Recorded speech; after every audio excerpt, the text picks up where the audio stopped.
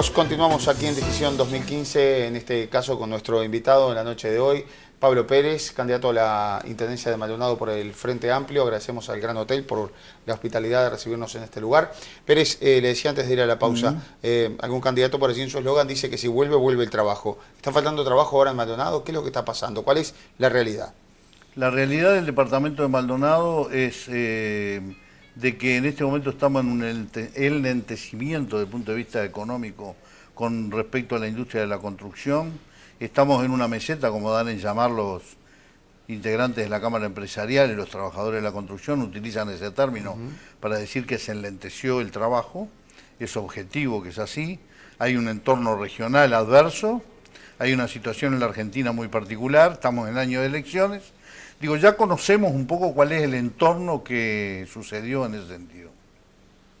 Pero en el caso de Antía, que dice cuando vuelva él, vuelve el trabajo, el asunto es recorrer nada más que el camino que cuando él estuvo en el gobierno, ¿no? Cuando él estuvo en el gobierno y cuando se terminó el gobierno de Antía, había más de un 20% desocupados en Maldonado. Pero el problema no es que hubiesen desocupado, es que no tenía ninguna perspectiva el departamento. Porque usted puede vivir una situación complicada, pero tiene una perspectiva de futuro, tiene un plan, tiene un objetivo. Nosotros hicimos lo siguiente, desde el punto de vista político, el centro y el eje que tuvo el gobierno de Los Santos en los dos periodos, y hoy de la compañera Susana Hernández, y va a seguir siendo la principalidad en el tercer gobierno, es el tema del trabajo. Generar puestos de trabajo genuino, que es lo central en un gobierno del Frente Amplio. Entonces nosotros lo que hemos generado en este gobierno, que ya estaba previsto que podía suceder este tipo de enlentecimiento desde el punto de vista económico en la construcción. Entonces acá se ha hablado mucho en este departamento de cómo buscar nuevas estacionalidades, no depender tanto de la industria de la construcción y del sol y playa. Se han escrito libros, se han gastado horas y horas de televisión y radio hablando de eso. Pero tuvo que llegar el Frente Amplio para construir el centro de convenciones y el predio ferial. Y tuvo que llegar el Frente Amplio para que hubiese una ciudad universitaria. Y le menciono esos dos ejemplos, porque le voy a decir por qué es importante esos dos ejemplos. Porque en el centro de convenciones y el predio ferial va a haber actividad económica y trabajo para muchísima gente, fuera de la temporada de verano, y a su vez que no es en la industria de la construcción. Ya se formó acá en Maldonado hace pocos días una institución que comprende los empresarios que ganaron la licitación en la gestión del centro de convenciones, el CODICEN, el Ministerio de Trabajo que tiene los fondos del INEFOP, el instituto que forma para formar trabajadores, y la Intendencia de Maldonado, que ha sido el alma mater de este desarrollo, para formar los recursos humanos que van a trabajar en el centro de convenciones, que requieren una especialización. Pero no es solo eso. Ahora vamos a formar el Instituto de Lenguas, el Instituto Público de Lenguas, porque hay institutos de lengua, hay gente que enseña idiomas, pero precisamos un Instituto Público de Lenguas porque a las mucamas en los hoteles, a los choferes en los taxis, a los trabajadores que están en la gastronomía, a la gente que desarrolla miles de actividades, les están exigiendo que sepan inglés y portugués. Porque además se avecina una llegada de miles de personas a las convenciones en el centro de convenciones que no van a vivir en el centro de convenciones, van a vivir en los hoteles, ¿no?, donde se van a alojar y van a comer en los restaurantes de Punta del Este. Es decir, se trata de que haya trabajo todo el año, pero la gente se tiene que preparar para eso. Por eso hemos creado el Instituto de la Gastronomía también, en la Parada 12, que se le cedió a la UTU para que la UTU lo pudiese gestionar. El Instituto Público de Lenguas, la organización que formará a los profesionales que van a trabajar en el centro de convenciones, el Instituto de la Gastronomía, están destinados justamente a eso. Paso al otro tema. Es decir, estamos pensando en generar puestos de trabajo. Está bien, Pablo, porque sabíamos, son 10 años de gestión. Claro. Podemos decir que hubo otras prioridades antes. que esto quedó para después. No, que esto Estos proyectos que está mencionando. De hecho, el centro de convenciones costó 10 años sacarlo, recién ahora comienza. Lo que estás planteando, había otras prioridades, había temas sociales, No, yo creo que no. Se atendieron todas las prioridades. Las prioridades sí fueron los problemas sociales, habían planes de emergencia.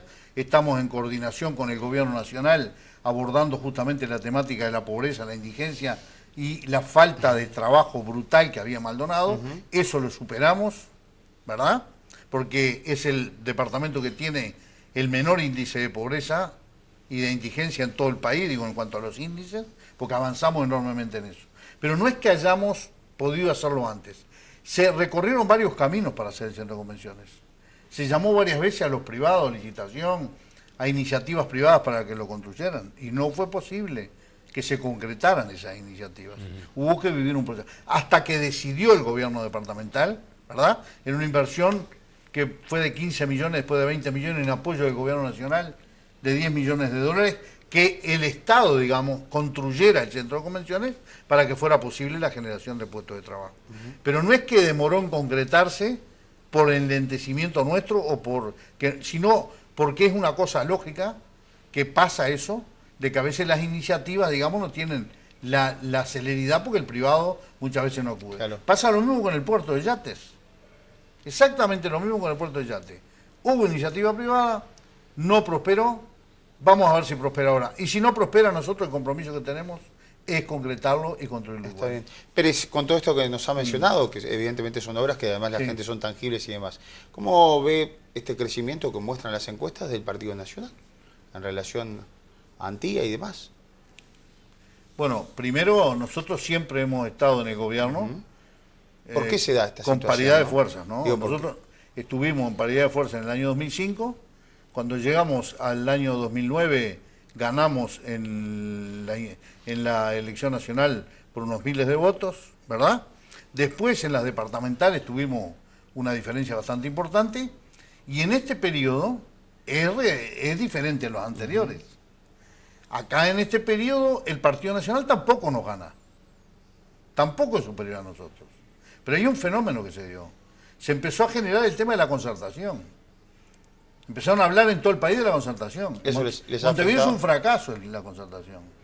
Pero en el interior del país, donde todavía los partidos tradicionales tienen una fuerza mucho más importante que en Montevideo, y acá se intentó, porque yo no sé si recuerda la población, es bueno recordar, como dice Lescano, hay que tener buena memoria y memoria buena.